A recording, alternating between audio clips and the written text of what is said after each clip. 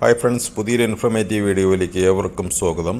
ഇന്നത്തെ വീഡിയോയിൽ നമ്മൾ നോക്കാൻ പോകുന്നത് ഇൻ്റർനാഷണൽ മണി ട്രാൻസ്ഫർ ചെയ്യാനായി ആഡ് ചെയ്ത ബെനിഫിഷ്യറി എങ്ങനെയാണ് ഡിലീറ്റ് ചെയ്യുക എന്നുള്ളതാണ് നമ്മൾ ഇന്നത്തെ വീഡിയോയിൽ കാണിക്കാൻ പോകുന്നത്.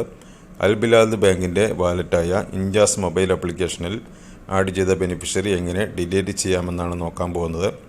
ബെനിഫിഷ്യറി എങ്ങനെയാണ് ആഡ് ചെയ്യുക, ഇൻ്റർനാഷണൽ മണി ട്രാൻസ്ഫർ എങ്ങനെ ചെയ്യാം, അങ്ങനെ തുടങ്ങിയ വീഡിയോകൾ നമ്മുടെ ചാനലിൽ ഓൾറെഡി പോസ്റ്റ് ചെയ്തിട്ടുണ്ട്. ആവശ്യമെങ്കിൽ വീഡിയോ ലിങ്ക് താഴെ ഡിസ്ക്രിപ്ഷൻ നൽകുന്നതാണ്.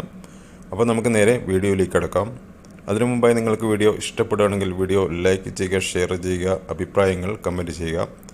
ഇതുപോലെയുള്ള ഇൻഫോർമേറ്റീവ് വീഡിയോകൾക്കായി നിങ്ങൾ ആദ്യമായിട്ടാണ് വീഡിയോ കാണുന്നതെങ്കിൽ ചാനൽ ഒന്ന് സബ്സ്ക്രൈബ് ചെയ്ത് തൊട്ടടുത്തുള്ള ബെല്ലൈക്കൺ എനേബിൾ ചെയ്ത് വയ്ക്കുക. എന്നാൽ നമ്മുടെ ചാനൽ പോസ്റ്റ് ചെയ്യുന്ന എല്ലാ വീഡിയോകളും നിങ്ങൾക്ക് ഉടൻ തന്നെ നോട്ടിഫിക്കേഷനായി ലഭിക്കുന്നതാണ്. അപ്പോൾ നമുക്ക് വീഡിയോയിലേക്ക് കിടക്കാം. അത് നിങ്ങളുടെ ഇൻജാസ് വാലറ്റിൽ ലോഗിൻ ചെയ്യണം. അതിനായി ഇൻജാസ് വാലറ്റിൽ ക്വിക്ക് ട്രാൻസ്ഫർ എന്നൊരു ഓപ്ഷൻ കാണാം, അതിൽ ക്ലിക്ക് ചെയ്യുക. അപ്പോൾ നിങ്ങൾക്ക് ഐഡൻറ്റിഫിക്കേഷൻ നമ്പർ എന്നൊരു ഭാഗം കാണാൻ സാധിക്കും. അവിടെ നിങ്ങളുടെ ഇക്കാമ നമ്പർ ടൈപ്പ് ചെയ്ത് കൊടുത്ത് താഴെ കാണുന്ന ലോഗിൻ എന്നുള്ള ബട്ടൺ ക്ലിക്ക് ചെയ്യുക. അപ്പോൾ നിങ്ങൾ ഇക്കാമയിൽ രജിസ്റ്റർ ചെയ്തിരിക്കുന്ന മൊബൈൽ നമ്പറിലേക്ക് 4 അക്ക വെരിഫിക്കേഷൻ കോഡ് വരും. നിങ്ങൾക്ക് വന്ന വെരിഫിക്കേഷൻ കോഡ് ഈ ബോക്സിൽ എൻ്റർ ചെയ്ത് കൊടുക്കുക. അതോടുകൂടി നമ്മുടെ ഇൻജാസ് വാലറ്റ് ഓപ്പണായി വരുന്നതാണ്. ലോഗിൻ ചെയ്ത് കഴിഞ്ഞു നിങ്ങൾക്ക് ഇവിടെ കാണാൻ സാധിക്കും. ടാപ്പ് ടു ബെനിഫിഷ്യറി എന്നുള്ള ഭാഗം ക്ലിക്ക് ചെയ്ത് കഴിഞ്ഞാൽ നമ്മൾ ആഡ് ചെയ്ത ബെനിഫിഷ്യറിയൊക്കെ കാണാൻ സാധിക്കും.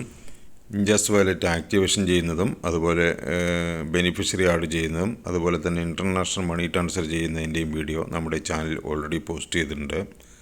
നിങ്ങൾക്ക് ആവശ്യമെങ്കിൽ വീഡിയോ ലിങ്ക് താഴെ ഡിസ്ക്രിപ്ഷൻ നൽകുന്നതാണ്.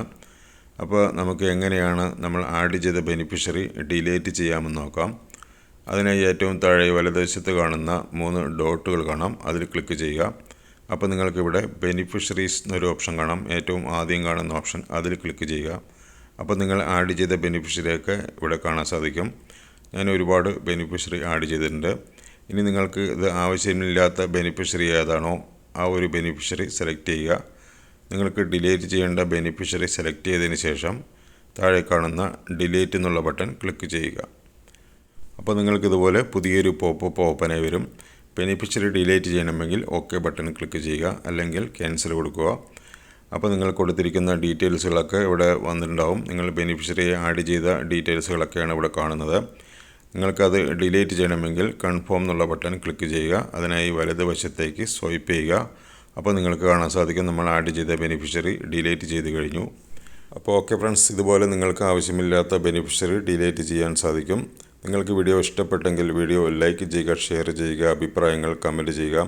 ഇതുപോലെയുള്ള ഇൻഫോർമേറ്റീവ് വീഡിയോകൾക്കായി നിങ്ങൾ ആദ്യമായിട്ടാണ് വീഡിയോ കാണുന്നതെങ്കിൽ ചാനലൊന്ന് സബ്സ്ക്രൈബ് ചെയ്ത് തൊട്ടടുത്തുള്ള ബെല്ലൈക്കൺ എനേബിൾ ചെയ്ത് വയ്ക്കുക. എന്നാൽ നമ്മുടെ ചാനൽ പോസ്റ്റ് ചെയ്യുന്ന എല്ലാ വീഡിയോകളും നിങ്ങൾക്ക് ഉടൻ തന്നെ നോട്ടിഫിക്കേഷനായി ലഭിക്കുന്നതാണ്. അപ്പോൾ ഇതിൽ നല്ലൊരു അറിവുമായി അടുത്തൊരു വീഡിയോയിൽ കാണാം. Thanks for watching. Good bye.